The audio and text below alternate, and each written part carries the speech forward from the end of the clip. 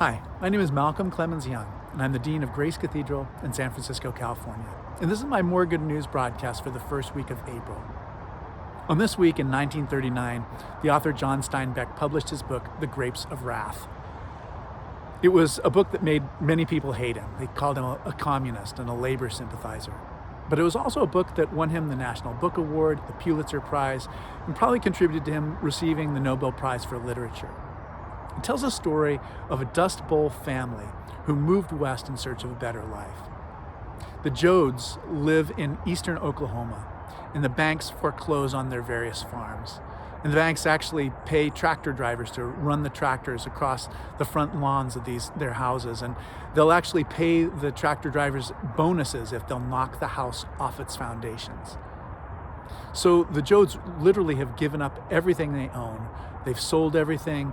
Their houses have been foreclosed and made uninhabitable by the banks, and they have nowhere to go, and they go west after reading handbills advertising jobs in California. And as they travel, they see that there are thousands of others of families on the road looking for a better life. And the settled people they meet despise them, they hate them, they call them dirty, they say, go back to where you came from, even though they have nowhere to go. And it's heartbreaking to hear the stories of the losses and the tragedy and the suffering and the hunger and the starvation of these poor families. But in many ways, it's a story that is exactly like what we're experiencing today. There are more refugees today than there have been at any other time in human history. And this week, we learned that the 450 of the children who were separated from their families at the border during the last presidential administration have still not been reunited with their families. It's so easy for us to say, America first, go back to where you came from, and to not see the humanity of people who are suffering.